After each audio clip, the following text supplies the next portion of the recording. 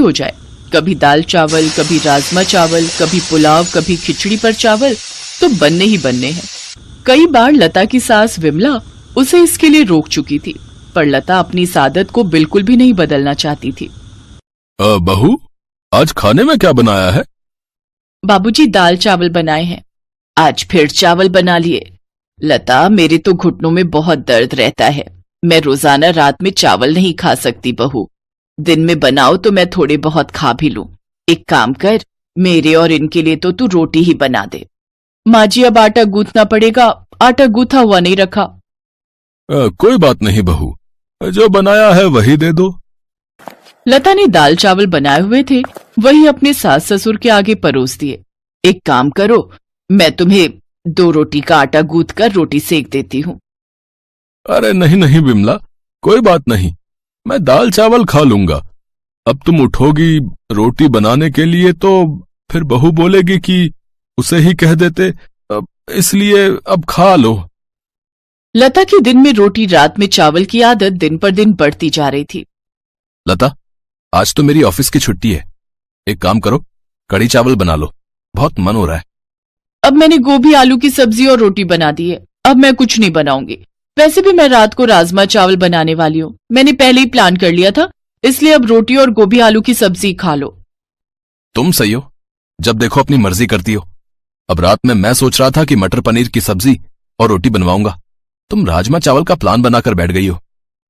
अरे तो क्या हुआ, तुम तो जानते हो ना मैं दिन में चावल नहीं बनाती हूँ, रात में थकी हुई होती हूँ, इसीलिए मैं रात को ही चावल बनाती हूँ। मेरे से नहीं बनती रात में रोटियां। अच्छा ठीक है, जो मन में आए वो करो। मैं माँ को डॉक्टर के पास ले जा रहा हूँ, बोल रही हैं कुछ दिनों से घुटनों में बहुत दर्द है। विमला की तबीयत ठीक नहीं थी, इसीलिए बेटा अभिनव उसे डॉक्टर के पास ले जाता है। देखिए माताजी, उड़द की दाल, भिंडी, चावल, दही वगैरह और ठंडी चीजें आपको कुछ समय के लिए बंद करनी होंगी। डॉक्टर साहब, मैं तो कोई ठंडी चीज लेती ही नहीं हूँ। ये बच्चे कई बार कहते हैं कि ठंडा आइसक्रीम और ठंडा दूध वगैरह ले लो। मैं तो दही भी बहुत कम खाती हूँ क्योंकि मेरे घुटनों में दर्द हो जाता है। अब डॉक्टर साहब, और कुछ खाने का परहेज? बस इन्हीं बातों का ध्यान रखें और समय पर दवाई लें। विमला अभिनव के साथ घर आ जाती है। लता, डॉक्टर ने माँ को कुछ चीजें खाने के लिए मना किया है, जिनमें से चावल भी हैं। तुम ये जो रोज चावल बना देती हो ना रात में, वो माँ को बहुत नुकसान करते हैं, इसलिए अब माँ के लिए रोटी बना दिया करो। ठीक है, बना दूंगी, पर आज खाना बन चुका है। तो कोई बात नहीं, माँ के लिए रोटी बना दो, और एक काम करो, बाबूजी के लिए भी बनाई दो। बस काम पर काम बढ़ा देते हो। लता गुस्से में रसोई में जाती है तो वो देखती है कि उसकी सास रसोई में रोटी सेक रही है। अरे, मैं बना तो रही थी, आप क्यों खड़ी हो गई? अब ये देखेंगे आपको रोटी बनाते हुए तो मुझ पर गुस्सा करेंगे। कोई बात नहीं बहू, तुम भी तो पूरा दिन काम करके थक जाती हो, 2-4 रोटी ही तो सेकनी है, उसमें देर नहीं लगती।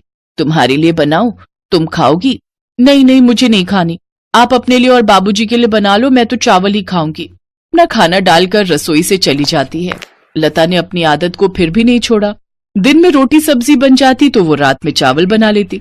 जब उसने देखा कि उसके सास ससुर को तो रोटी ही खानी है, तो उसने अब दिन में ज्यादा रोटी बनानी शुरू कर दी, ताकि रात को उसे फिर से रोटी ना बनानी पड़े और वो चावल खाकर ही रह जाए। माँ जी, रोटी मैंने दोपहर में ही ज्यादा बना दी थी। मुझे पता था आप और बाबूजी रात को रोटी खाते हो, इसलिए मैंने सोच लिया है अब मैं आप लोगों की रोटी दोपहर में ही बना दिया करूंगी। पर बहू, वो तो ठंडी हो गई होगी। अब अरे विमला, कोई बात नहीं, ठंडी है तो उन्हें तवे पर गर्म कर लो, तुमने और मैंने ही तो खानी है। जाओ बहू, तुम अपना खाना खा लो। लता अपने कमरे में चली जाती है। उसके सास ससुर दोपहर की रोटी ही खा लेते हैं।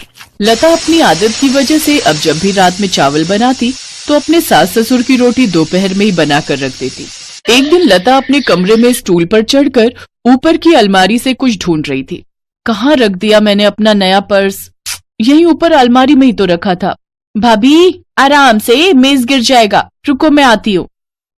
जितनी देर में काम वाली दौड़कर जाती, इतनी देर में लता मेज से नीचे गिर चुकी थी। लता की चीख निकल गई। अभिनव और विमला लता को डॉक्टर के पास ले गए। लता की रीढ़ की हड्डी का मांस फट गया, जिस कारण लता को कुछ दिनों का बेड रेस्ट हो गया। माँ, ये लता की सारी दवाइयाँ अभी अगले हफ्ते बुलाया डॉक्टर ने। बेटा घबराने की तो कोई बात नहीं है ना? डॉक्टर क्या कह रहा है? पापा, रीढ़ की हड्डी का मांस फट गया है, इसलिए कुछ दिन ठीक होने में लगेंगे, लेकिन लता को पूरा बेड रेस्ट करना होगा। कमर में बहुत दर्द हो रहा है। अरे मेरी बहू तो बहुत बहादुर है, देखना तुम बहुत जल्दी ठीक हो जाओगी। मैं तुम्हें ताकत की बहुत अच्छी अच्छी चीजें बनाकर दूंगी जिससे तुम्हें आराम मिलेगा। लता की कमर में दर्द था और ये बात उसकी सास और बाकी परिवार के लोग भी समझ पा रहे थे। सब लता को बहुत हिम्मत देते हैं। लता की सास विमला अपनी बहू की बहुत देखभाल करती है। लता देखती है कि उसकी सास बिल्कुल उसकी सगी माँ की तरह उसकी देखभाल कर रही है। उसे अपने ऊपर बहुत पछतावा होता है कि एक तरफ वो अपने सास ससुर के लिए 2 रोटी बनाने में कितना हिचकिचाती थी और उन्हें दोपहर की ठंडी रोटियां दे देती थी, सिर्फ इसलिए क्योंकि रात में उसे सिर्फ चावल बनाना और खाना पसंद था। उसने अपने सास ससुर की उम्र का लिहाज भी नहीं किया। लता को अपनी गलती का एहसास होता है और कुछ दिनों बाद जब वो ठीक हो जाती है तो वो अपनी गलती को सुधार लेती है।